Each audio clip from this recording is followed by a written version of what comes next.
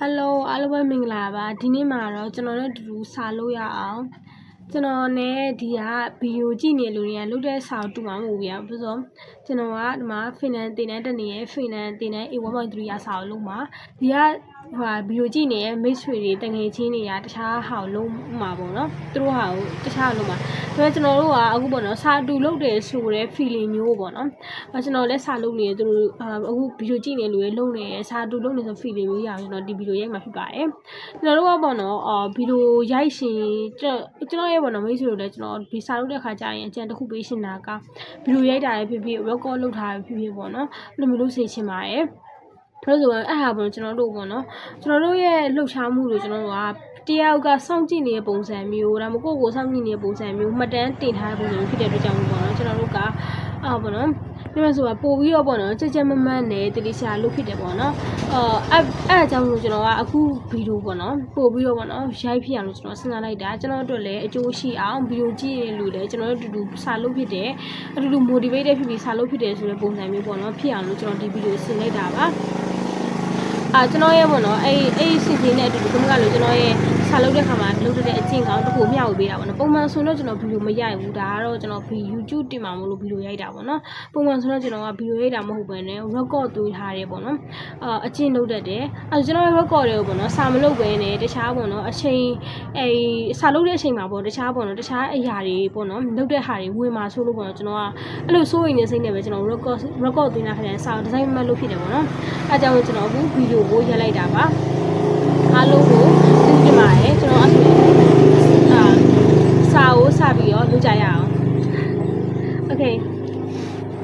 ကျွန်တော်ကတော့ပေါ့နော်ပုံမှန်အတိုင်းပဲကျွန်တော်စာလုပ်နေကြတိုင်းပဲကျွန်တော်စာလုပ်ရင်တယောက်တည်းလုပ်တယ်အရန်စကားများတယ်တယောက်တည်းနဲ့အရန်စကားများတယ်တယောက်တည်းနဲ့မပြင်းအောင်လုပ်ပြီးပြရနေတဲ့အချင်းရှိရပေါ့နော်အဲ့ဆိုတော့ကျွန်တော်စကားနည်းနည်းများရင်အားလုံးကိုသိခံပေးစေချင်ပါတယ်ကျွန်တော်စကားများနေဆိုရင်ကျွန်တော်ဗီဒီယိုကိုအတန်ပိတ်ပြီးတော့ပေါ့နော်ကြည့်လို့ရတယ်ပေါ့နော်အတန်ပိတ်ပြီးတော့ဘာလို့ကြည့်လို့ဒါကျွန်တော်တို့ဒီစာလုပ်နေဆိုခံစားချက်ရတယ်ဒါပေမဲ့ကျွန်တော်ရဲ့ဗီဒီယိုကြည့်နေလူတွေကကိုယ့်စာကိုအာရုံစိုက်ရှင်တဲ့ကြောင့်မို့ကျွန်တော်အတန်ကိုကြားလို့အဆင်မပြေဘူးကြားရင်အနှောင့်အယှက်ဖြစ်တယ်ဒါကြောင့်မို့လို့အတန်ပိတ်ပြီးကြည့်လို့အဆင်ရပါတယ်အတန်ပိတ်ပြီးတော့အတူတူစာလုပ်နေဆိုတငယ်ချင်းတယောက်ဘေးနားမှာရှိရဆိုခံစားချက်မျိုးရအောင်ကျွန်တော်ကဒီဗီဒီယိုကိုရိုက်တာပါအားလုံးကိုကျေးဇူးတင်ပါတယ်ဘောနော်ဒီမှာကစာကဘယ်ရင်စာပြီးလို့မလဲသူကမလုတ်တာရရမ်းများနေကြည့်အောင်မလုတ်တာရဟိုကနေစပြီးတော့ဒီဆန်းမစားသေးဘူးဘာစားလဲA1.3 စတင်ကြတဲ့စပြီးတော့ဘာစားမလုပ်ဘူး A1.3 မဟုတ် A1.3 ကစပြီးတော့ဘာစားမလုပ်ဘူးလုံးချစားရပြောမှဆို A1.1 နဲ့ဟာတွေပါအကုန်လုံးကမှရှိသမျှဟာမှအများကြီးပဲဒါပေမဲ့အခုအရင်ဆုံးအရေးကြီးတဲ့ဟာတွေတော့အခု A1.3 တက်နေရဆိုနောက်ထပ် level တစ်ခုတက်ဖို့တက်ဆိုရင် A1.3 ကအရေးကြီးဆုံးပဲအဲကြောင့်အရေးကြီးဆုံးစာအရင်ဆုံးလုပ်ရမယ် A1.3 ကိုအရင်ဆုံးလုပ်ပါမယ်နော်ဒါပေမဲ့အရင်ဆုံးစာအရင်ဆုံးလုပ်တဲ့ဆိုတာမှာလည်းမမေ့မဲပေါ့နော်မမေ့မဲစာကိုအရင်လုပ်ရမယ်မမေ့ပါကနောက်ဆုံးကစာပေါ့နော်နောက်ဆုံးကစာတော့မမေ့ဘူးရှေ့ကစာရလည်းမေ့ရတယ်နောက်ဆုံးစာမမေ့ရစာရင်လုပ်ခါမှာစာရတာပို့ပြီးလွယ်ကူလာပြီးတော့လုပ်တဲ့ခါကျပို့ပြီးတော့မူလေးလေးဖြစ်အောင်နော်โอเคအဲ့ဒါနောက်ဆုံးစာရင်စာပြီးလုပ်ကြည့်အောင်မနော်လောက်လေးမှတ်မိလဲလောက်လုံးနိုင်လဲစပြီးတော့လုပ်ကြည့်အောင်နော်နောက်ကနေရှေ့ကိုပြန်ပြီးသွားမယ်ဒီမှာမလို့ရတဲ့အင်္ဂါတွေအများကြီးရှိရဲအဲ့လိုသွားမယ်နောက်ဆုံးစာတော့ဒီနေ့ပေါ့နော်ခုနကဆရာဗီဒီယိုမှာဆရာပြီးသွားတဲ့စာလေးစမယ်အဲ့ဆိုရင် तू ကပေါ့နော်ဒီမှာဆိုရင်ညောင်မှတ်ထားရှိရပေါ့နော် तू ကပေါ့နော်ဘာလဲဆိုရင် तू ကလေဒီကပေါ့နော်ဘာလဲမီတာနဲ့စီယာမူဒူဆိုတာဗာလဲဆိုရင်နေရာပြဖို့တွေပေါ့နော်ဒီမှာနေရာပြဖို့ဆိုတာထက်နေရာကိုမေးခွန်းတွေလို့ပြောရင်ပိုပြီးမှန်ပဲပေါ့နော်အဲ့ဆိုရင်စီယာမူလို့ဘယ်နှလုံးရှိလဲပေါ့နော်စီယာမူလို့ဘယ်နှလုံးရှိဆိုစီယာမူလို့3လုံးရှိရယ်အဲ့ရဗာလဲဆိုရင်မီစာရယ်မီစတာရယ်မီဟင်ရယ်မီစတာမီဟင်အဲ့လိုမီစာကဗာလဲဆိုတော့ဘယ်မှာလဲမီစတာဗာလဲဆိုရင်ဘယ်မှလဲမီဟင်ကဗာလဲဆိုရင်ဘယ်ကိုလဲအဲ့မှာဗီဒီယိုကမကောင်းလိုက်လို့မီစတာနဲ့မီဟင်နဲ့ကိုမတင်လိုက်ရဘူးအခုကမီစာပေါ့နော်မီစာဆိုဘယ်မှာလဲပေါ့နော်ဘယ်မှာလဲဆိုတာဟာကိုသုံးတဲ့ခါကျရင် ဒီမှာပေါ့နော်ပေးထားတဲ့စာကြောင်း၃ချောင်းရှိရယ်ဒီစာကြောင်း၃ချောင်းမှာကိုကရေးကြည့်မယ်ပေါ့နော်ရေးကြည့်မယ်ဒါဆရာဟုံးဝပေးလားမပေးလားဆိုတော့ဗီဒီယိုကခုနကပေါ့နော်ဗီဒီယိုကခုနက live မကောင်းလို့မပြီးအောင်မကြည့်လိုက်ရတော့မသိလိုက်ဘူးဒါပေမဲ့ဒီ၃ချောင်းတော့တတိချာ၃ထပ်အောင်ကြည့်မယ်ပေါ့နော်โอเคမိစာစိနာအားဆိုတဲ့ဒီမှာပေးထား example ကမိစာစိနာအားဆိုဟောနော်စိနာအားဆိုဆိုတာじゃတင်ကအားဆိုဆိုတာနေထိုင်တယ်မိစာစိနာအားဆိုတင်ကဘယ်မှာနေထိုင်လဲတင်ကဘယ်မှာနေထိုင်လဲဆိုတော့ဒီမှာပြင်ပြထားတာကမိနာအားဆို new ပိုရဘူစာ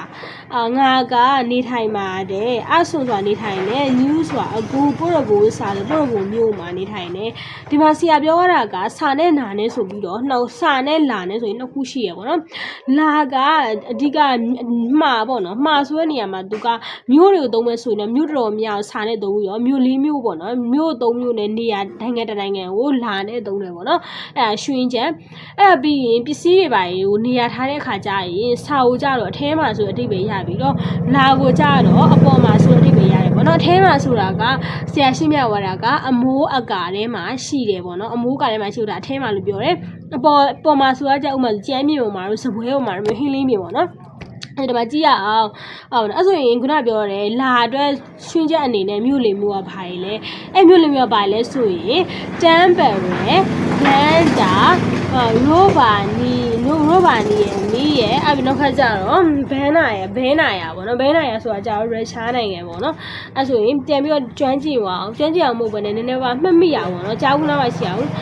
လူကျလို့မှတ်မိမှာမဟုတ်ဘူးလူစားရတယ်အများကြီးရှိရယ်ဟမ်အဲ့ဟိုဘလူးပေးတာလေကိုကမှစမယ်ကပေး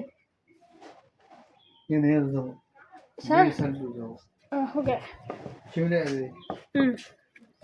သူကပေါ့နော်ဒီဟာကမီးစာကပေါ့နော်မီးစာကသူကဘာလဲဆိုရင် तू ကပေါ့နော်no ဘယ်ရရောက်လာလဲမသိဘူးအခုမြို့လေးမျိုးကဒီတိုင်းအလွတ်ကျက်ရင်လည်းမှတ်မိမှာမဟုတ်ဘူးဒါပေမဲ့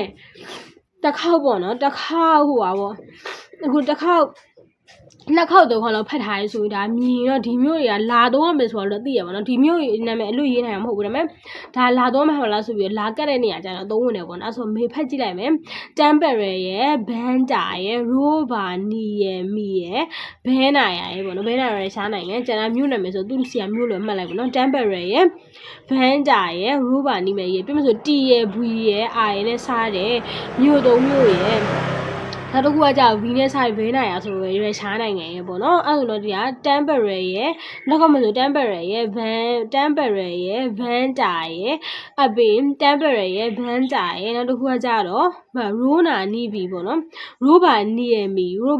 နည်းနည်းရှည်တယ်ပေါ့နော်အဲ့ဆိုတော့နည်းနည်းနားထဲမှာနည်းရင်သွားပြီတမ်ပယ်ရယ်ရဲ့ဗန်တာရဲ့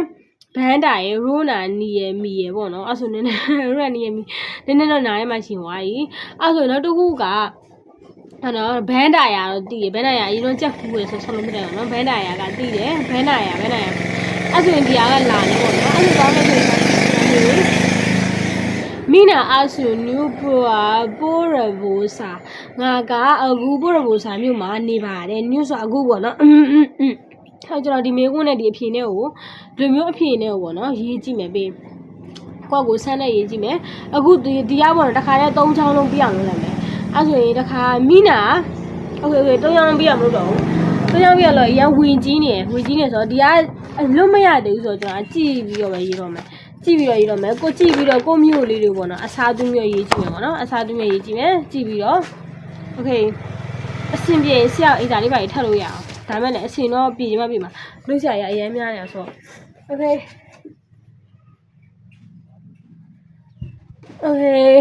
အိမ်ရလည်းပေါက်ကျင်တော့နော်အဲ့ဆိုဒီသွားရမှာဆိုရင်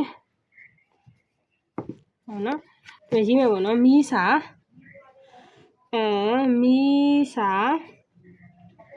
စီနာဒါပေါ့နော်အားဆိုပေါ့နော်ဆရာလေးကဒီတိုင်းဒီကနဲ့စာဒီအကျန်းဆောင်နဲ့အင်တာထက်လိုက်ရရင်ဒီကဆရာစာယူပဲ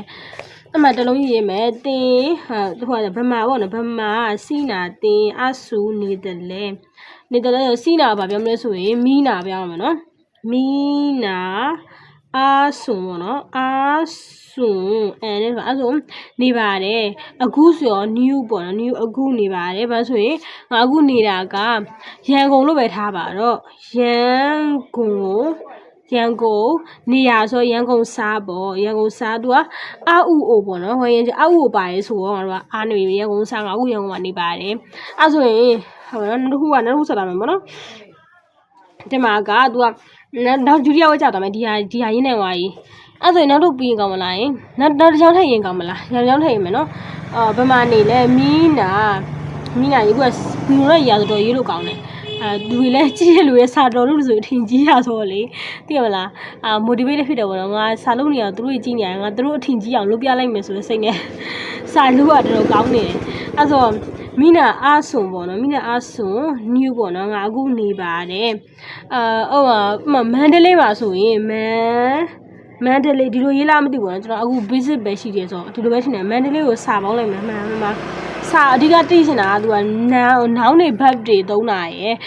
စာသုံးတာရယ်ပေါ့နော်အဲ့ဟာအဓိကသိချင်တာဆိုဒီမေးခွန်းသုံးတာရယ်စာသုံးတာဆိုအဲ့အဓိကသုံးချနိုင်ရပြီနောက်တစ်ခုကကြတော့နောက်တစ်ခုပေါ့နော်ငါအခုနေပါတယ်ငါအခုဖင်လန်မှာနေပါတယ်ပေါ့နော်အားစွန်ဖင်လန်ကနေစမူအင်းလားစမူမှုစုမယ် no စုမယ်ဟုတ်တယ်စုမယ်စာငါအခုဖင်လန်မှာနေပါတယ်သူအောက်ကိုပါတာမို့လို့ပေါ့နော်အောက်ကိုပါမို့လို့သူကဒီမျိုးအားနဲ့ပဲရေးမယ်ပေါ့နော်မျိုးအားနဲ့ပဲရေးမယ်အစအားနဲ့မရေးဘူးအဲ့ဆိုရင်ဒါသုံးတူတိုင်းအဲ့လိုဆိုမယ်နောက်တစ်ခုကမိနာအားစွန်းတဲ့ပြီးရတဲ့စာငါတင်းငယ်တဲ့ပေါ့နော်တင်းငယ်တဲ့ကောက်ပုံကီစာကောက်ပုံကီဆိုရဲလူရမြို့လေးကနေပါတယ်တင်းငယ်တယ်ဆိုတော့ဗာလေးကိုသူထည့်ချင်တယ်အခုလို့တင်းငယ်တယ်လို့အဲ့နဲ့မှာထည့်ချင်တာကွာtemporary ကနေမှာလာနဲ့ဆုံးတာဆိုရင်ဘဲနာရပါမလားဆိုငါဘဲအဲ့လာနဲ့သုံးချုံတာသုံးချင်းချင်တာမဟုတ်လို့ဘဲနာရထည့်လိုက်မယ်မီးနာအားစွန်နေဘဲနာရပေါ့နော်ကြီးမားတယ်အီးဆိုပေါ့နော်ကြီးမားဆိုရင်အီးဆိုစာပေါ့နော်တင်းငယ်ဆို parent နေမလား parent နဲ့အီးဆိုသူကဒီနောက်ကဟာကိုစာထည့်ပေးသူ့ကိုလည်းစာထည့်ပေးရမယ်အားကြောင့်မို့လို့ငါတို့ဘဲနာရဆိုရင်ဘဲနာရကလာမလားလာအောက်ကိုပါမို့လို့ဒီရပဲအောက်ကိုပါမို့ဒီရပဲပေါ့နော်လာပေါ့နော်ဒီတိုင်းရိုးကလာကျွန်တော်ပြောရလဲဖင်နန်စာလုပ်ရတဲ့လူတွေရှိရင်တော့ကျွန်တော်ပြောတဲ့ဟာယူကြည့်ပြီးနားထောင်ပြီးတော့အမှန်တည်းမစဉ်းစားနိုင်မို့လားကျွန်တော်လေ့ကျင့်တဲ့ visit အဆင့်ဆိုတော့အမှားအများကြီးပါမယ်ဒီကကျွန်တော်တို့စာလုပ်ဖြစ်တယ်ဆို feeling တစ်ခုရအောင်ပေါ့နော်လာအဲ့ဆိုရင်ကလာဆိုရင်ကြီးမားဆိုတော့သူကလာထည့်ဆိုသူကလာထည့်အီဆိုလာပေါ့နော်သူကလာထည့်အီဆိုလာထည့်မှာစာထည့်ရမှာလားအဲ့ဆိုရင်ကြီးမားလဲဆိုတာယူထည့်မှာဆိုလာထည့်မှာစာထည့်မှာလားအဲ့ရနည်းနည်းဟိုဖြစ်သွားပြီနည်းနည်းမေးကြွားကြီးသူကအဲ့ဒါကအဲ့ဒါဆရာကိုစာမေးရမှာဖြစ်သွားပြီဆရာစာမေးရရှေ့ဟာကြီးကလာဆရာစာမေးမယ်ဆရာစာလာနော်ခဏဆရာစာမေးတော့ခဏရက်လိုက်အောင်မယ်ဆရာစာသွားမေးရမယ်အခုရှိချင်းမေးမှရမယ်ကျွန်တော်ပြန်လာပါပြီဆရာစာမေးမို့သွားရမယ်ဆရာမဟုတ်ဘူးလိုင်းကနေမေးရမှာလိုင်းကမကောင်းရှင်နေပြီးမှဆက်မေးတော့စာမေးမဲ့ဟာလေးကိုတီဆရာမင်းကြီးနဲ့မှတ်ထားမယ်ပြီးတော့ပေါင်းမေးလိုက်တော့မယ်လိုင်းကောင်းတဲ့ဆရာအကုန်လုံးပေါင်းမေးလိုက်တော့မယ်โอเคစာမေးရလို့ရေးထားလိုက်မယ်အပီရှင်သူကပေါ့နော်ဒီဟာကရှေ့ကလာဆိုရင်နောက်ကလာပေါ့နော်ရှေ့နောက်ကလာဆိုရှေ့ကလာပေါ့နော်โอเคအဲ့ဒါခဏထားတော့နော်အဆိုဒီတလုံးကနည်းနည်းဟိုဖြစ်တယ်သူကအဲ့လိုရိုးသုံးပြထားနည်းနည်းအဆင်ပြေဘူးကွာအဲ့ဆိုရင်နောက်တစ်ခုတော့မယ် star ကဆရာက star တင်လိုက်လိုက် star ကိုစာပဲတင်ရတယ်နော်ဆရာ star ကိုမတင်ရသေးဘူးစာပဲနောက်ထပ်မေခွန်းရှိတယ်နော်နောက်ထပ်မေခွန်းရှိအောင်ကြည့်အောင်no ရိုးရှိရင် new လေးသုံးတာအဲ့ဒီဘက်လေးပေါ့နော်သူကဒီဘက်မှာအဲ့ဒီဘက်လေးကြီးတော့သေးတော့အဲ့လိုအီဆိုကပြည့်နေရကြီးရဒါအဲ့ဒီဘက်အနေနဲ့ပေါ့နော်အဲ့ဒီဘက်အနေနဲ့သူကဟိုလာရေးစာရေးထည့်တာပေါ့နော်ဆိုလို့ဆိုရင်သူကဟိုပေါ့အဲ့ဘက်အနေနဲ့ပြောထည့်လို့ပြောရမှာနော်ဟို share adjective ကိုအဲ့ဒါက note ထဲမှာပေါ့နော် note က note ထဲမှာလည်းရေးရတော့မယ်ဘာလို့ဆိုဒီအကျမ်းမှာရေးမှတ်မေ့သွားမှာဆိုလို့ပေါ့နော် ရှေ့က adjective ကိုပေါ့နော်လာတွေစာတွေထည့်တယ်ဆိုတာပေါ့နော်အဲ့ဘက်နေထည့်တာမဟုတ်ဘူးကမှားပေါ့နော်ထည့်တယ်ဆိုတာပေါ့နော်မှတ်ထားလို့ရတော့ဘာကြောင့်လဲတော့မဟုတ်ဘူး तू ကဟိုလာရောညူထွေဖြစ်အောင်ထည့်ရတာမတူဘူးဒီက adjective ပဲအဲ့မှာအကြီးသောမျိုးလို့သေးသောမျိုးလို့ဖြစ်မှာပေါ့မဟုတ်ဘယ်လိုမျိုးဖြစ်မှာလဲနော်အဲ့ adverb တွေသုံးတာတော့ရှိရအဲ့မို့ new တို့အခုဆိုတာဒါ adverb လေအဲ့ဆိုရင်နောက်တစ်ခုကကြာပေါ့နော်နောက်တစ်ခုကကြာကျွန်တော်ဟိုကဒီဘာလဲနောက်တစ်ခုကဆက်သွားမယ်မီးစာအစီဣစာဦးနဲ့မီးစာဘက်မှာလဲဣစာဆိုအဖေအုံဆိုအဖေရဘက်မှာလဲဟန်းဦးနဲ့သူကတဲ့carry diosa မိဖို့ကြောင့်မှရှိရတယ် kitchen ပေါ့နော် kitchen carry diosa ဆို kitchen မိဖို့ကြောင့်မှရှိရတယ်အဲ့ဆိုရင်ဟုတ်ပါနော်ဟန်းဦးနဲ့ရေးထားပါနော်အဖေရဘက်မှာလဲသူမိဖို့ကြောင့်မှရှိရမိဖို့ကြောင့်တို့ဘယ်နာတို့ညာတို့ကအဲ့မှာကိုသုံးနေတဲ့စလုံးသုံးလို့ရတယ်အဖေရဘက်မှာလဲအဖေရအိမ်မှာရှိရမယ်ငါကြောက်အဖေရအိမ်မှာရှိရမယ်နော်အဖေရအိမ်မှာရှိရမယ်အမေပြီးအမေပါထည့်ရမယ်နော်အဲ့ဆိုရင်မိစာဘာမှရှိတဲ့သူကလေရှိရဆိုတာဒီကဘတ်တူပီပေါ့နော်ဘတ်တူပီကိုသုံးထားရတယ်ဒီမှာဆိုရင်ဣစာကိုဟမ်းမှုတို့ပေါ့နော်ဟမ်းမှုတို့အိုသုံးထားရပေါ့နော်အဲ့ဆိုရင်ဒီမှာရေးမယ်သူတိုင်းရေးမယ်ပေါ့နော်မီစာဣစာအိုပေါ့နော်ဣစာအဖေကိုရေးပြမယ်ဣစာအိုအဖေကမှရှိဟမ်းမှုတို့နဲ့အိုသုံးထားရပေါ့နော်ပြီးတော့မှရှိရသူကဆိုရင်ဟမ်းအိုပေါ့နော်ဟန်းအွန်သူကရှိပါတယ်မလဲအိမ်မှာပေါ့နော်အိမ်မှာဆိုအာဟုတို့ပေါ့နော်အာဟုတို့စာအိမ်မှာရှိပါတယ်အာဟုပါရဲ့ဟာမလို့တော့ဒီတိုင်းကြည့်မယ်အဲ့ဆိုရင်အမေကရော IED ပေါ့နော် IED ပေါ့နော် IED အမေကဘာမှရှိလဲအမေကဆိုရင်ကတော့ IED ပဲယူမယ်နော်ဒီမှာဆိုရင်ဟန်းအွန်နဲ့မရေးဘဲနဲ့ IED ပဲရေးလို့ရကွာ IED အာဟုတို့စာအမေကလည်းအိမ်မှာရှိပါတယ်တည့်ရဲ့ဖော်ခဲ့ပါရတိတ်မရှိတော့အများကြီးလို့မရဘူးဒီမှာနောင်းနေရောရှိဒီမှာတွားရေးချကြည့်ပြီးရေးမယ်ဆိုလို့ရတယ်တွားရေးချကြည့်ပြီးဆိုရတယ်ဒါပေမဲ့မရေးတော့ဘူးမရေးတော့ဆိုတာတင်မလားရင်းတော့မှတ်တော့ရေးတော့ကောင်းနေဒါပေမဲ့ရှေ့မရမှာဆိုလေစာရအကျွေးလိုမျိုးထပ်ပဲကြီးပုံများဆိုမရေးတော့ဘူးနော်ပြေပါနဲ့အားလက်ရှင်တိချာမှာတိချာစတန်ထူရေးရှိတဲ့ခါကျတော့တိချာချက်ပြီးတိချာရေးဦးမယ်အဲ့ဆိုဒီမှာလေနောက်ကကြောက်ပါနော်အဲ့ဆိုရင်ငါတို့ကဒီမှာကြောက်ပါတော့သူကဟိုဟာသုံးစရာမလိုဘူးဗာလဲဆိုရင်နောက်မှလိုက်တဲ့လေဟိုဗလဲomistuli တယ်ဟုတ်လား omistuli တယ်လားတေချာပြန်ကြည့်ပါဦး omistuli တယ်လားလိုက်စရာမလိုပါလေဟိုဟာ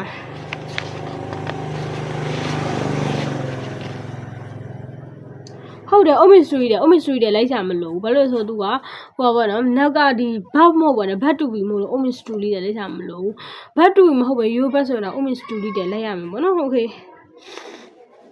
omistuli တယ်ကနော် omistuli တယ်လိုက်ရမှာလား omistuli မလိုက်ထားဘူး omistuli မီနူရိုစီနူရိုမှာလိုက်ရမှာလေမီနူရိုစီနူရိုမှာ omistuli တယ်လိုက်ရမှာโอเคမားရမီရဒီဟာတခုတော့မဆက်တယ်မားရနောက်တစ်ခုကမိစာစီလို့နဲ့ဒီမှာအခုကမီနုနဲ့စီလို့လာရင်ကောက်လာလင်းနာစီဦးနဲ့အဖေမလင်းကောက်လာလင်းနာစီဆိုတာကြတော့ကောက်လာလင်းနာဆိုတာမဖလားကောက်လာလင်းနာမဖလားစီဦးဘာမှရှိတယ်ပေါ့နော်အဲ့ဆိုတော့ကြည့်ရအောင်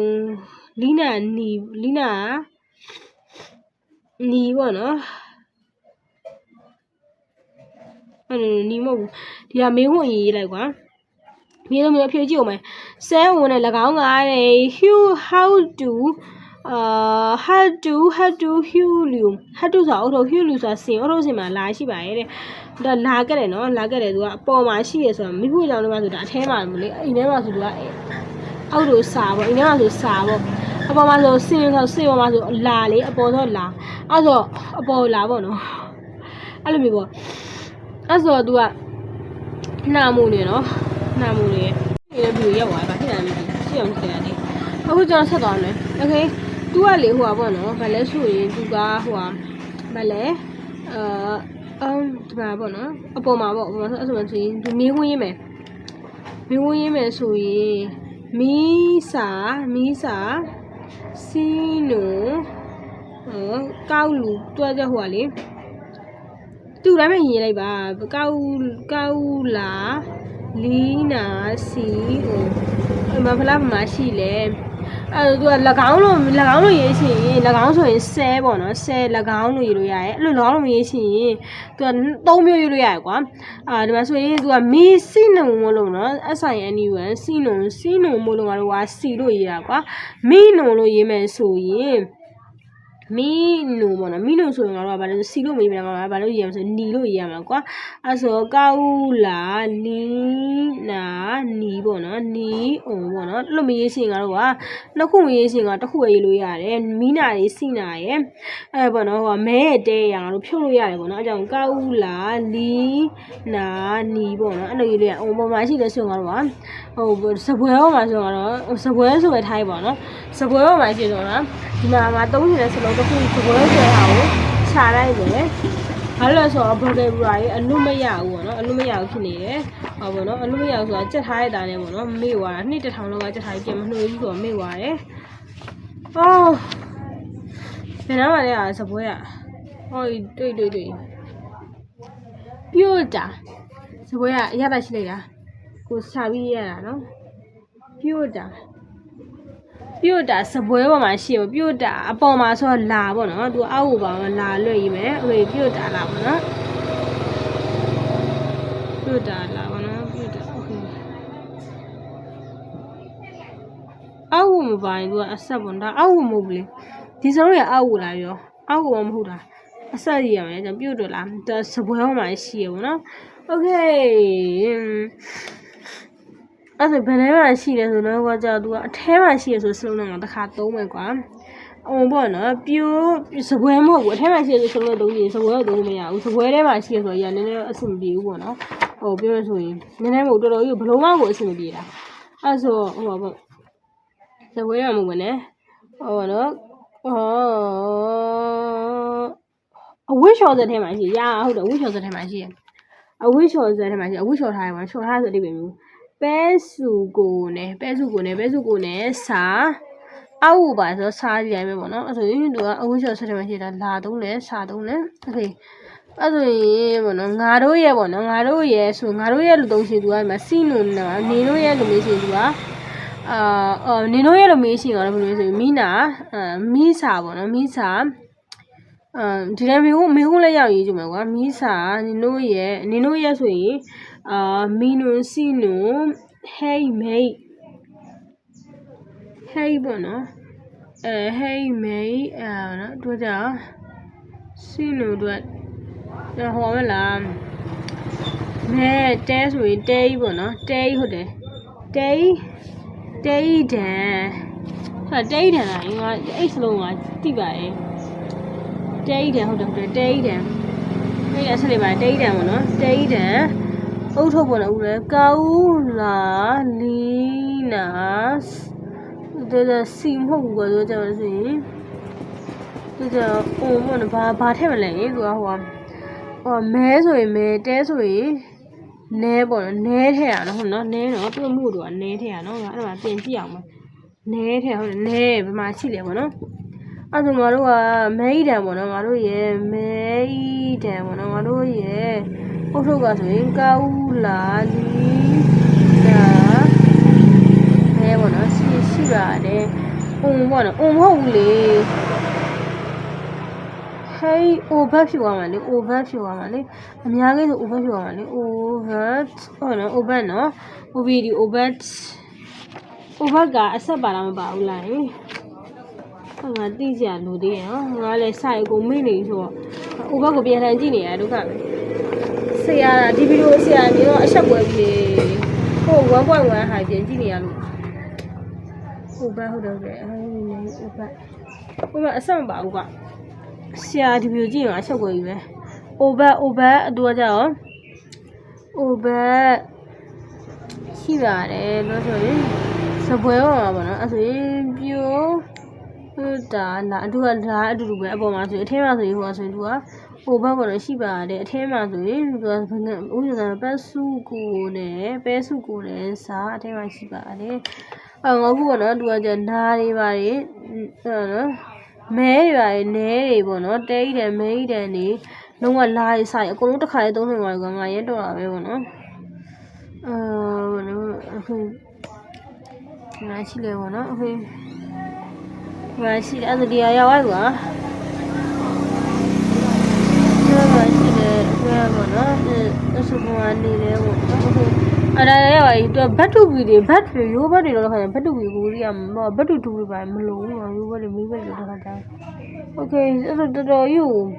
နည်းနည်းလေးတော့တော်တော်ယူမို့နည်းနည်းလေးတော့နည်းနည်းတီးမိခောက်မှုရှိပါ යි တီးမိခောက်မှုရှိပါ යි ကွာမီစတာကိုမရောက်သေးဘူးမီနာပဲရောက်သေးဆိုတော့ငါဒီဟာလေးပေါ့နော်ဒီဟာတီးမိခောက်မှုရှိပါ යි ဆိုတော့အခုပေါ့နော်ဟိုပါဘာနော်ဗလဲ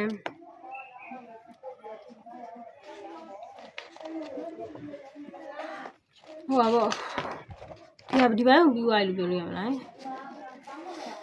ဒီဘိုင်းကိုဒါနည်းနည်းဒီဘိုင်းနည်းနည်းပြီးသွားပြီပြောလို့ရပါနည်းနည်းပြီးသွားဆိုရင်ခဏလေးရအောင်မတခြားပိုင်းချတော့မယ်ဟိုက A1.2 ကစာဒီ A1 ဆိုတရားစာကိုလုပ်ရင်းနဲ့နောက်ကိုလှန်ကြည့်လိုက်တော့ A1.2 လာမတွေ့ရအဲ့ရတွေ့တော့စိတ်ညစ်သွားရ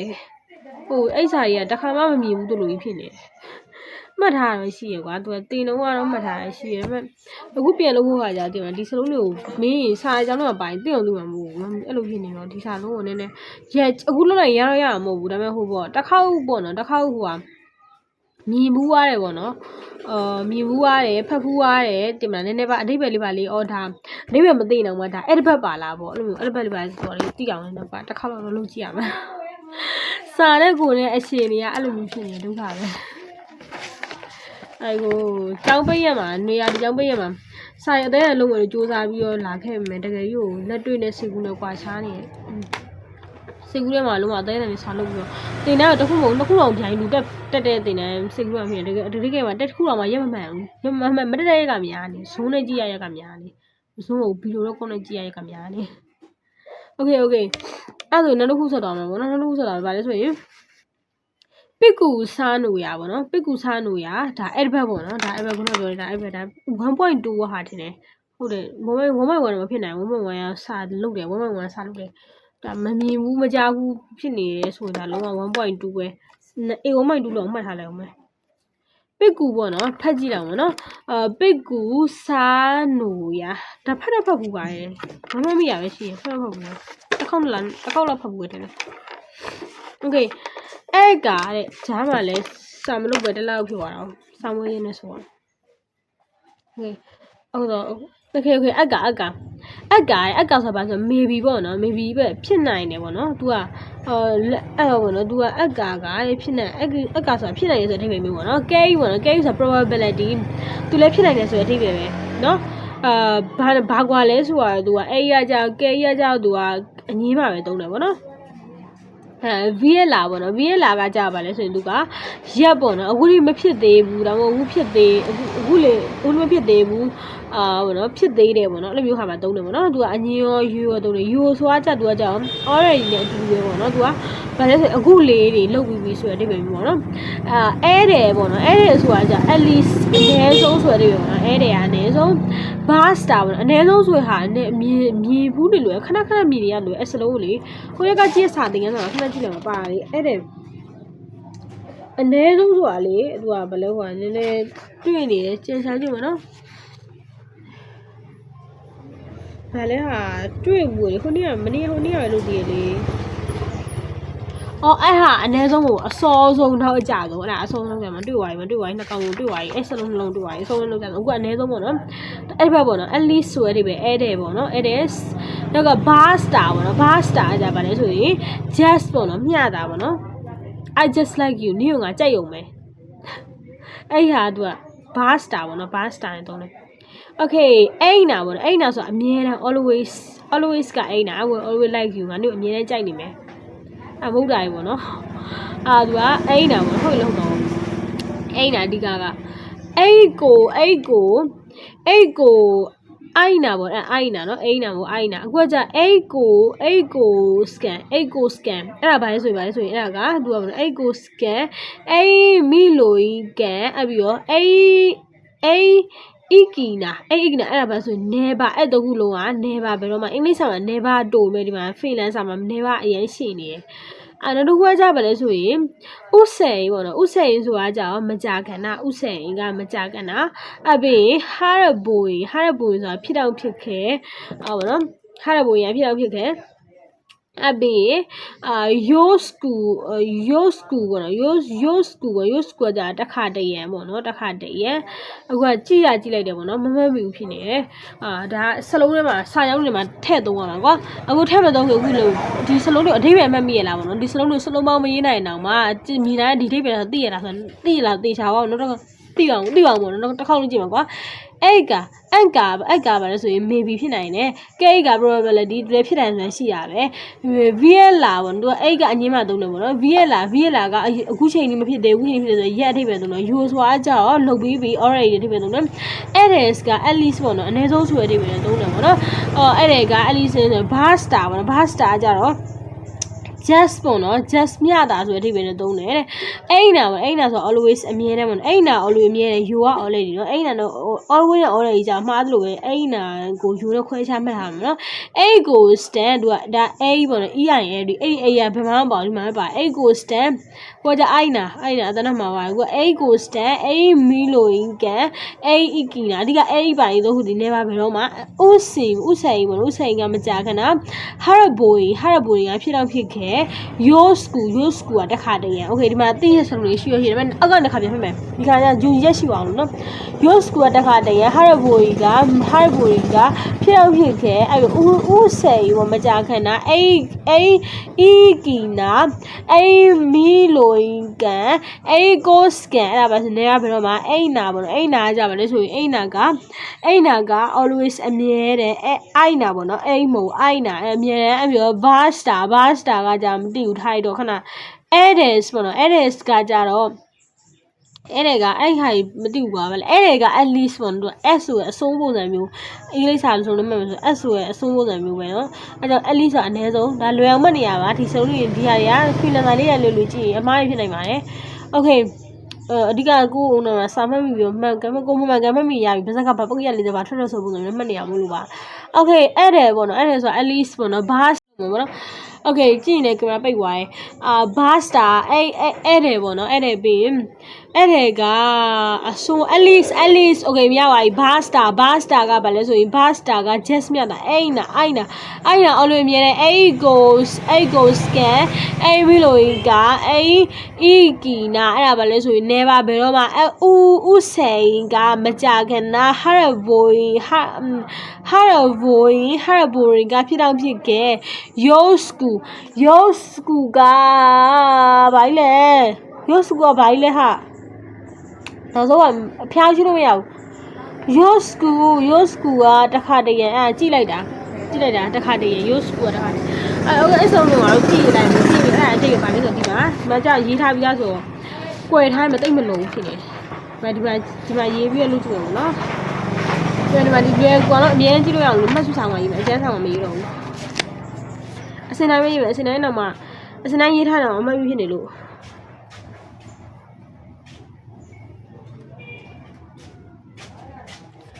ဖောက်ရေးဆိုတာအစင်တိုင်းရေးမှမိရလို့လို့တယ်လို့ကိုကအစင်တိုင်းရေးအောင်မမိရဖြစ်နေတာ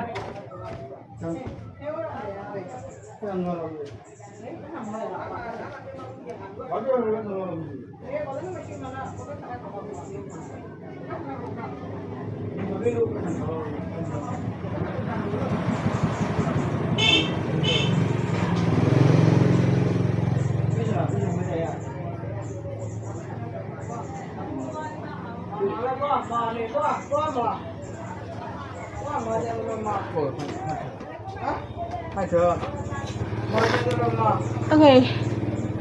ရဒီ3ခုကငါတည်3ခုက never နော်ကဲကကြသူကဖြစ်နိုင်တဲ့ probability ဒီကလူရိတ်ကွာ problem ဒီလူရနော်စောင်းကလေးနည်းနည်းပါလွေးမတိတောင်ပိတ်ထားအောင်ပါ ထောင်းရ အဲ့ကဒါဖြစ်နိုင်တယ် maybe ဒါကြယူဝါကြ already လုပ်ပြီးပြီခဲကြီးတာကတော့ရက်ပေါ့နော်ဝိုင်းဒီအခုလေးတင်လှုပ်ကူလေးတင်လှုပ်ပြီးပေါ့နော်လှုပ်ပြီးမပြီးပေါ့နော်လို့ပေါ့နော်သူကဒါကြဘာစတာကအက at least ပေါ့နော်ဘာစ at least STL ဘာစတာပါလေဘာစတာ jazz အခုလေးတွေပေါ့နော်အဲ့နာက always I will always love you အဲ့ဟာပေါ့နော်ဘယ်လိုခွဲကြပါဆိုရင်အဲ့ကိုစင်တာဒီသုံးကပြောရတယ်ကွာဘာလာချုပ်နေရဒီသုံးကသူ့စင်ကမကြာခဏပေါ့နော် offer ပေါ့နော်မကြာခဏဆိုဒီပဲမျိုး your school ကတစ်ခါတရံပေါ့နော် sometime ဆိုဒီပဲမျိုးနော် horrible ပေါ့နော် horrible ကဖြစ်တော့ဖြစ်ခဲ့ heart ပေါ့နော် harley ဖြစ်တော့ဖြစ်ခဲ့ဒီမှန်လားအခုစစ်ရမရှိဘူးမှန်ပြီးတော့ထင်တယ်ငါကလုံးဝယုံကြည်ချက်အပြည့်ရှိတယ်ငါစာမှန်ဆိုတော့အလုံးယုံကြည်ချက်အပြည့်ရှိတယ်ပြကွာအတက်ရှိမယ်ဒီ problem လည်းတူ you should just always never စမ်းကြလားဟာလီပေါ့နော်ဟွာဗီဒီယိုကြည့်နေလို့ကျေးဇူးကြောင့်တေချာလို့ရပါပြီဝိုးကြတယ်မှာသုံးရမယ်ဝိုးကြတယ်မှာသုံးတဲ့ဆင်းကိုမလို့ရကောင်းမလားဝိုးကြတယ်မှာသုံးတဲ့ဆင်းဟိုကလူကစာနဲ့အရင်ဝေးกว่าရှမ်းခဏတော့နားပြီးတော့တွိုင်းလေးပါတော့အခုပြန်ရောက်လာပါပြီစာဆက်ပြီးကတော့ဆက်လို့ရမယ်โอเคကိုကြီးကကြည့်ဖို့ထွက်ပြေးသွားခဲ့မယ် live မကောင်းလို့ကိုကြီးကမကြည့်ပဲပြန်လာရတယ်စာလို့ပြန်လာရတယ်ဒီစာလို့ရအောင်ဒီဒုက္ခခံရအောင်အန်တီမမသူကဘယ်လဲဆိုရင်ဟိုပါပေါ့နော်ဆဲဝင်အကဥလီဟိုမေနာစီနူလာဒီစာလေးတွေဖတ်ကြည့်မယ်ဒီလိုဆိုမရေးတတ်ဘူးဆိုရင်တော့ဘာမှဘယ်လိုမျိုးသုံးလဲပေါ့နော်ဘယ်လိုမျိုးသုံးလဲလို့ပြောရမလားဘယ်နားလေးမှာသုံးလဲပေါ့အဲ့ဘက်ဆိုရင်တော့ baggage မှာသုံးရတာရှင်းနေရပဲလေအဲ့လိုသူကအင်္ဂလိပ်စာနဲ့တော်ကြီးလေးလာမှလားမသိဘူးဂရမာနည်းနည်းပြောမဆိုရင်နည်းနည်းဒီတိုင်းဆိုရင်မဲ့ရတမျိုးဖြစ်နေအင်္ဂလိပ်စာနဲ့နည်းနည်းလေ့လာရှင်ပြီးလေ့လာမှာပုံမဲ့ရလို့လားမသိဘူးအဲ့လိုလုပ်ကြည့်အောင်ဒါအပိုင်ကြီးရောဆက်ခုလာဘယ်ရအပိန်ကြီးရပါလဲအစည်းဘယ်နဲ့ဘလို့ပိန်ဖြစ်လာလဲအစည်းမထုတ်တာမပိန်ဘူးတရရုပ်ဆုံးနေရနေကြီးကြရင်လည်းဟိုငပိခွနဲ့စားမလို့လေတမီးတွေနေရငပိခွနဲ့စားမလို့လေโอเคဗီဒီယိုကခေါင်းကြည့်ပြီးခဏကိုသိနေထိုက်ပါတော့အက်ကပေါ့နော်သူကလွယ်စမကြစားလို့ရတယ်အဆင်မပြေဘူးလှဲစားလို့မှအဆင်ပြေတော့တောင်းတရတယ်ဘယ်လိုဖြီးရုပ်ပဲပေါက်ပလေးစီဒီကဆာရဝါဒီကအခုကအလှပြည့်တဲ့ဟာမဟုတ်ပါနဲ့စားလို့တဲ့ပုံဆိုโอเคအက်ကပေါ့နော်အက်ကကိုသူကဘယ်လိုမှဆိုမှကြည့်ပါနော်မတော့လက်တင်ဒီစလုံးကိုတဲ့သူကဘိုင်လက်ဟာဖတ်အောင်တော့ခက်နေတယ်လက်တံပိုက်ကင်တန်းနာပိုးစင်ဆဲဝအက်ကလို့လေသူကအဆင်မပြေဘူးဒီစနေတော်ရွေးကြည့်ရမယ်ဆိုအဆင်လေထားမှရှိနေတယ်နော်သူကလည်းနောက်ပြီးဒီကလောက်ဖို့လည်း motivation မရှိဘူးမရှိဘူးကတော့လုံးမယ်စနိုင်မယ်ဘူး motivation မရှိတော့အဲ့တော့ဒီဟာလေးဒီလိုပဲမြင်မှုနာဝရှိအောင်လုပ်ထားပြီးဒီဘက်ပုံနဲ့ဒီပုံစံကြီးကိုမှတ်ထားလိုက်မယ်ဒါပေါ့နော်ဒါကိုပေါ့နော်ဒီဘက်ပေါ့နော်ဘက်အသုံးပြုပုံကိုsentence တွေမှာပေါ့နော်အသုံးပြုပုံနောက်မှလုပ်မယ်လုပ်မှတ်ထားတယ်ကွာအဲ့ဒါကိုစာအုပ်မှာမှတ်ထားတယ်ကွာစာမျက်နှာဒါနဲ့ပတ်စာရတော့ဒီမှာဆိုရင်ဟိုဟာစာမျက်နှာပေါ့နော်စာမျက်နှာဟိုဟာ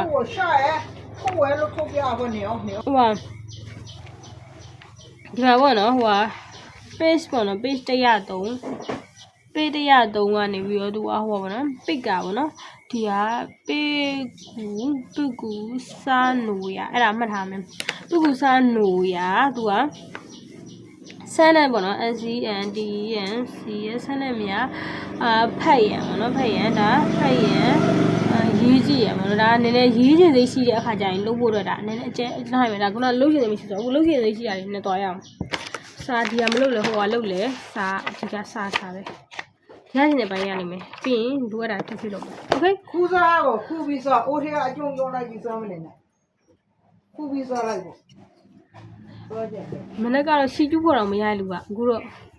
လက်ကကောင်းတယ်ပြောတာကောင်းတယ်လို့သူကတော့ငါ့ကိုပြင်မကောင်းသလားလို့မေးတဲ့အခါကောင်းတယ်လို့လေကလေးတောင်မှပြဖို့မရလေကလေးတောင်ကောင်းတယ်ဆိုတဲ့စကားကိုဟိုအကျိုးမခံနေတဲ့လူတွေကောင်းတယ်ဆိုတဲ့စကားမျိုးသူကမကြိုက်မကောင်းဆိုတာကိုသူကကြိတ်တဲ့ယောက်ျားဟာကြောင့်ဟာကြာလေးကကောင်းတယ်လို့ပြောဖို့တော့မရဟိုလိုပေါ့ဘုန်းကြီးတပါးကရေပြောနေရေပြောနေတဲ့အခါကျတယ်ဗျာတပည့်တော်လဲပေးတပည့်ကိုလဲပေးတော့သူ့အသက်ဘုန်းကြီးအသက်ကြီးမလို့မပေးရဆုတ်ခါ ပေးရဆိုတဲ့စကားကိုမပြောချင်လို့ ပေးရဆိုတဲ့စကားမပြောချင်ဘူး ပေးရဆိုဘာမှမပေးချင်လို့ လဲကိုလူပါတယ်လူပါဆိုကမှလဲဆန်းဆွေပြီးတော့လုပ်တယ်ကအမှပေးရဆိုတဲ့စကားကိုတော့မပြောချင်လို့အသက်ကိုအသေးခါဖို့ဟာအသေးခါဖို့ဟာ သမီးလည်းအပုံရဖက်ရတယ် စကားကလေးတော့မပြောချင်ဘူးနဲ့အသေးခါရနေတာ သမီးလည်းအပုံရဖက်ရတယ် ဟမ်ပေးရဆိုတဲ့ဟာလေးကို तू ကလုံးဝကိုမကြိုက်တာနော်အေးပေးရဆိုတဲ့ဟာလေးတော့ပြိုးဖို့ကြောက်နေတာ โอเค ကောင်းတယ်ဆိုတဲ့ဟာလေးတော့ပြိုးဖို့ကြောက်နေအာယူပြီးစားရတယ် စားလို့မယ်စားလို့ပါမယ်ဆိုမှဟုတ်ကဲ့โอเค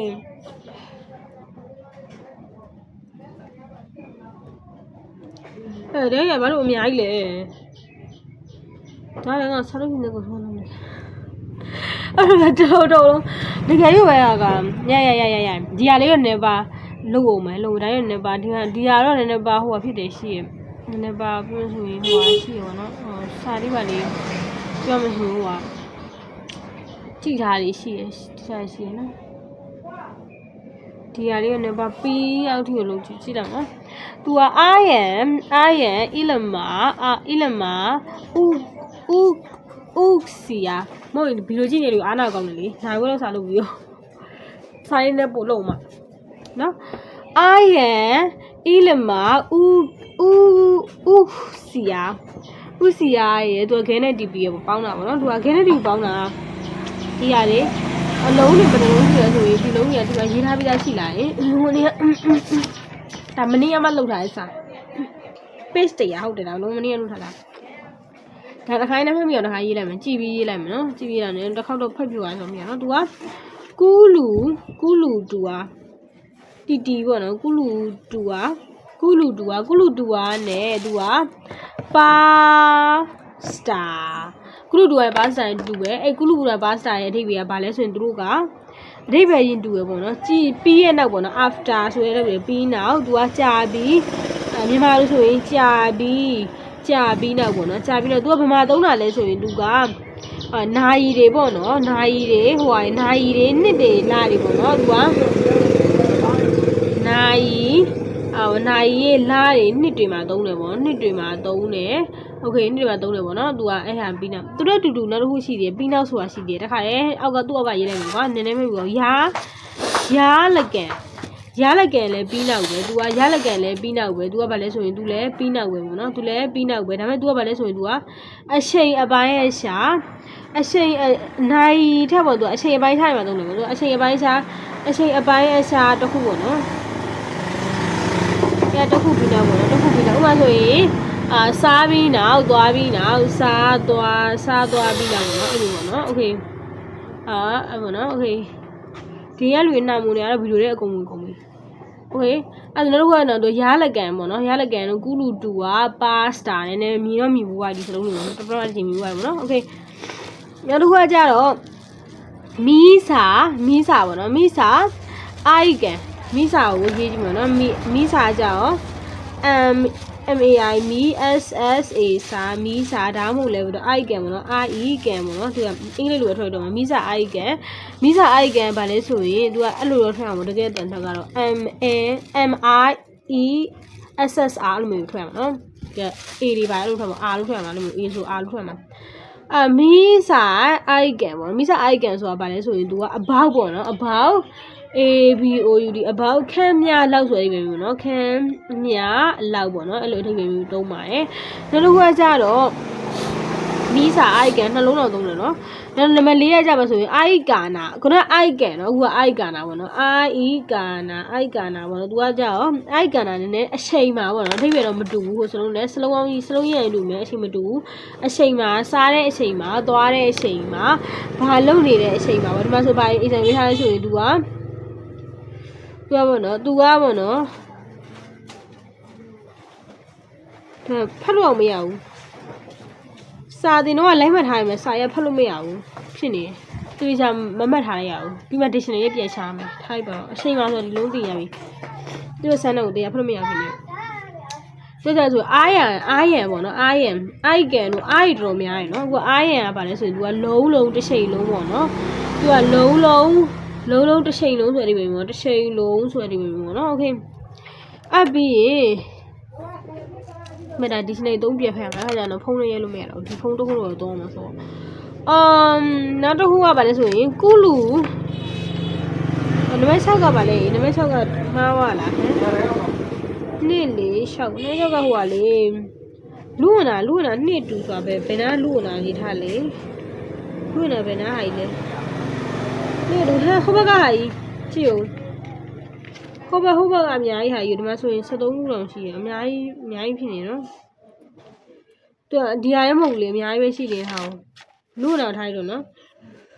လူဝင်တာကတခြားဟာမှာသုံးရမှာလေဒီအပိုင်းမှာသုံးလို့မရဘူးလေသူကသူတို့မှာရေးပုံရေးနည်းရရှိသေးတယ်ကွာရှေ့မှာရေးရနောက်မှာရေးရတော့မရှိသေးဟာ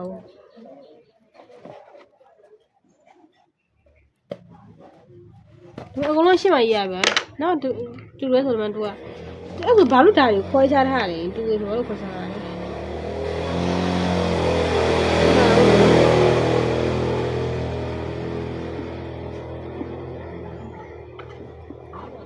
အော် तू ကအချိန်ပြအရှိဟာကအချိန်ပြလေဟိုအားကြပါဆိုရင်နေရာပြအချိန်ပြတဲ့နေရာပြရင်မတူဘူးဒီဟာလူဝင်တာတော့ဒါပဲဆိုတာဒါနေရာပြတွေကွာဒီဟာခဏဒါနေရာပြတွေပေါ့နော်ဒါနေရာပြအုပ်စုဒါအချိန်ပြအခုလုပ်နေတာအချိန်ပြနော်အဲ့လိုပြောဆိုဒါဒီနှစ်ခုကအချိန်ပြပေါ့နော်ဒီကနေပြီးတော့သေချာမှတ်ရမယ်နော်နှာခေါင်းကလည်းဒီကနေပြီးတော့ဒီကနေဒီထိရပါဆိုရင် तू ကအချိန်ပြဟုတ်နော်အဲ့ပဲဒီကနေပြီးတော့ဒီအထိကဘာလဲဆိုရင် तू ကနေရာပြအဲ့လိုတော့အများကြီးဖြစ်နေတာအဲ့ငါဆက်ရဆက်မရကြတယ်မနော်အေးလာဒီတော့နှာခေါင်းသားညရတော့မယ်โอเคဆက်လုပ်ရအောင်အဲ့ဒီအဓိကဟိုလူဝင်တာကိုသူ့အုပ်စုခဏထားလိုက်နော်နံပါတ်9ပါလဲဆိုရင် तू ဟောပါနော်ဒီက तू လွန်ခဲ့တော့အတိတ်တွေပါရင်တဲ့ဟိုဒီအပိုင်းရတယ် तू တော့ခွဲတာကွာငါတည်းမှာရောလိုက်မယ်တိတ်တော့မကွာဘူးဆိုတော့လေမဟုတ်အပိုင်းကြီးအရင်များနေစစ်တန်ပါလဲဆို तू လွန်ခဲ့တော့ဗောနော်လွန်ခဲ့တော့စစ်တန်လွန်ခဲ့တော့ဆိုအဲနဲ့ဗောနော်အဲနဲ့ပါလဲဆို तू မတိုင်မီ तू before ပေါ့နော် before ဒီကကြမှာဆိုရင်I guys တန်မှာဆိုရင်အစောဆုံးအနေနဲ့ငါလည်းစာမရဖြစ်နေငါတကယ်ကြီးနဲ့စာရမှာမဟုတ်ဘူး။အဲ့ဒါတော့စာကူလုပ်ပေးအောင်မယ်။ပြီးမယ်သူ့ဆရာလို့ဖို့တော့စာကြိုးစားမှုပြော။ပြီးမယ်ကြီးစာအဲ့ဒါလည်းလေးပါမယ်။စာမရတော့ဘောစာမွှေးရှုပ်တော့တော့ကြားမရရ။အနေနဲ့နောက်ကြဆုံးအနေနဲ့ပါနောက်ကြဆုံးဟုတ်ကဲ့အဲ့ဟိုပ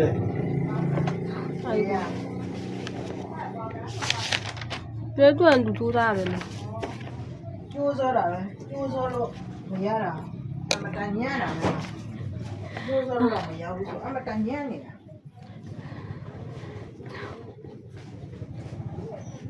ဟုတ်တယ်လေကျိုးစားလို့မရတာနောက်တစ်ခုသွားမယ်နေရာပြပါတော့နေရာပြတော့မယ်အခုဖတ်လိုက်မယ်你摸着路你骗你啊？ ဟမ် ဖက်တော့ဖက်လိုက်မယ် no အရှင်ပြရင်မှန်ကောမှတ်တဲ့ပိုင်းအောင်လို့ဖြစ်တော့တစ်ခါတော့တစ်ခါတော့ဖက်ကြည့်မယ်ကွာ no နေရာပြမေးခင်အရှင်ပြတစ်ခါတော့ဖက်ကြည့်မယ်နည်းနည်းပါခုနကလည်းကြားခုနကရှိပါသေးတယ်ပါကြည့်ပါ နေရာမှာအကြောင်းတိတ်တာတက်ပြရမှာ ကြည့်ပါမင်းစားရဆိုပြီးတော့ပေးရတာကိုမစားသေးဆိုစားဆက်လို့အောင်ပေါ့ okay ဒီမှာနည်းနည်းကြည့်မယ်နော်အပေါ်ဟာတွေမရအောင်အောက်ကဟာတွေရစစ်တန်လိုခဲ့တော့အတိတ်ကတိုင်းနဲ့သုံးတယ်အဲနန်ကဒါရတိအောင်တော့မရဘူးသုံးတက်အောင်လည်းရေးရအောင်မယ်ဒါပေမဲ့ဒီနိုင်နဲ့တေးရှာတော့မှာဆိုအခုလို့ဆိုတော့ဒီပိုင်းလောက်ပဲဒီလောက်ပဲသွားလိုက်အောင်မနော်နောက်နေ့ကျရင်ဒီစာတွေပဲနောက်တစ်ခေါက်ထပ်လို့မှာအဲ့ခါကျရင်ပို့ပြီးတော့အခါကျရင်တေးရှာလို့မှာ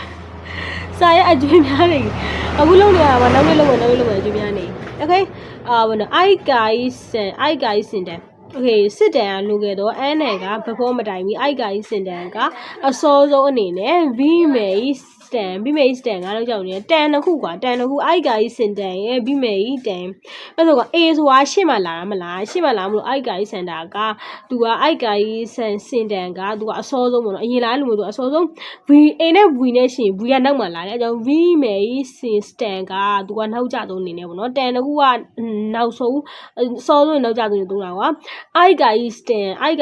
က A နဲ့စတာမလို့သူဒီအစောဆုံးအနေနဲ့ V May စတန်က V နဲ့စတာမလို့နောက်ကျနေအဲ့အတိုင်းမှမဟုတ်ဘူးเนาะဒါပေမဲ့အဓိပ္ပာယ်ကဒါပေမဲ့လွဲနေမှတ်တာပေါ့နော်ဟေးဖိနေပါတာကတင်နေလူဒီဗီဒီယိုကြည့်ဖြစ်ရင်အခုဆိုနေဟာတွေကစာမရဘဲဆိုနေရပါโอเค V May စတန်ကဘယ်ဆို V May စတန်က V May စတန်ပေါ့နော် V May စတန်ကသူကနောက်ကျဆုံးနေလဲပေါ့နော်အဲ့ပြီးတော့ခုနကတလုံးရှိသေးတယ်စစ်တန်ကမျိုးဟုတ်တယ်စစ်တန်သူဟို T တန်မဟုတ်ဘူး T R T တဲ R N မဟုတ်ပဲနဲ့ T A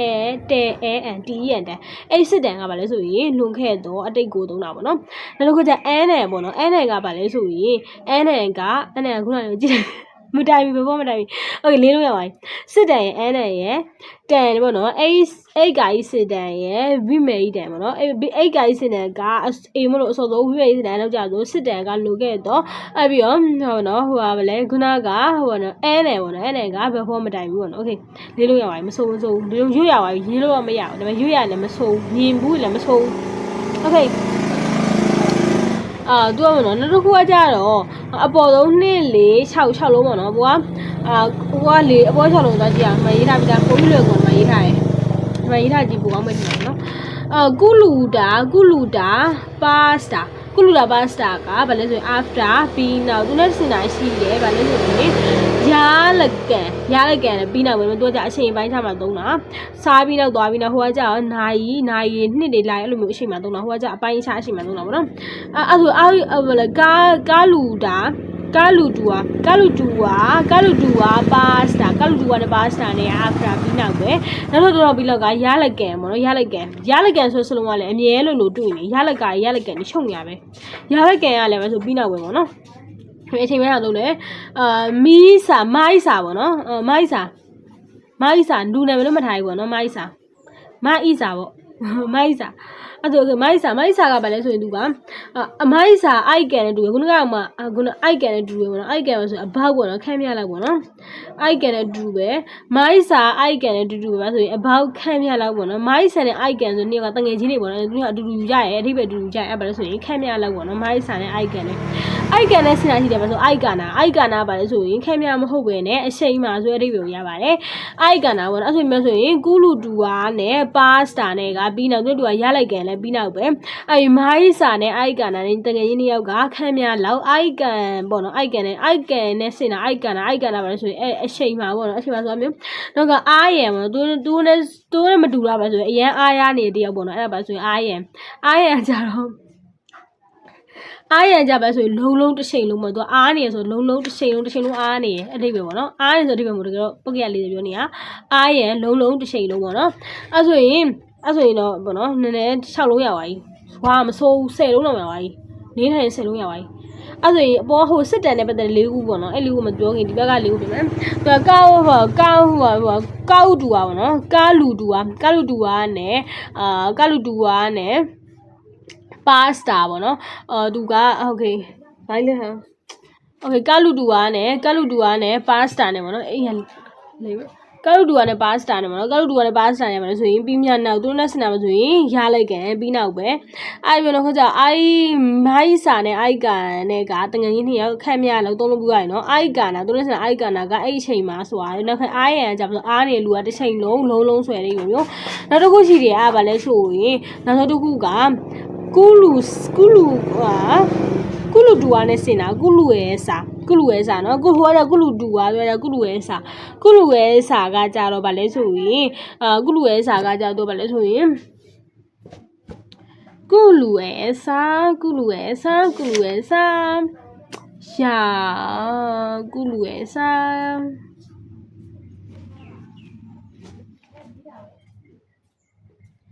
ကုလူရဲ့စာကမရင်းမိဘူးလားဘလို့ကြီးလေဟုတ်တယ်ကုလူရဲ့စာမမေးထားဘူးစမ်းအတော်အတွင်းသူဒီခမရတယောက်ခဲကြံခဲ့ချာရယ်ကုလူရဲ့စာနော်ကုလူရဲ့စာအတော်အတွင်းကုလူရဲ့စာအတော်အတွင်းဆိုရပြီโอเคကုလူရဲ့စာအတော်အတွင်းကုလူစတူပါတို့ကငါဗာလဲဆိုရင်ပါစတာတို့မေးလို့ခဏကြည့်နေရပါစတာတော့ဗာဆိုရင်သူကအထိပြီးနေတော့ပေါ့နော်ကုလူရဲ့စာကအတော်အတွင်းရမြည်ဘူးရဆိုမစိုးစစ်တန်ကဗာလဲဆိုရင်လုခဲ့တော့အဲနယ်ကကြတော့ဘဖော်မတိုင်ပြီအစောကကြတော့တန်တစ်ခုပေါ့နော်အစောကအေးမို့လို့အိုက်ကာကြီးစာအကာကြီးစင်တန်ရဲ့ဘိမေကြီးတန်အကာကြီးစင်တန်အိုက်ကာကြီးစင်တန်ရဲ့ဘိမေကြီးစင်တန်ရဲ့အိုက်ကာကြီးစင်တန်ကအစောလို့ဖြစ်တော့ဘိမေကြီးစင်တန်ကအနောက်ကျလို့ဖြစ်တော့โอเคအဲ့ဒါဆိုတော့10လုံးပေါ့နော်10လုံးနေပါကြားဘူးနာပါချေဒီဆုံးလို့ပြီးတော့ဒါအဲ့ဘက်ပါလားပေါ့နော်နေရာပြတ်ဖို့အဲ့ဘက်လေးပါလားအဓိပ္ပာယ်လေးဥပမာလည်းပါခောက်ပြီးစဉ်းစားပြီးတော့အဲ့လောက်ဆိုတော့ရလောက်မထင်နဲ့ပေါ့နော်โอเคအဲ့ဆိုအချိန်ရတယ်10နာရီခွဲပြီဆိုတော့နားပါတော့မယ်ဥနာတော့မရတော့ဘူး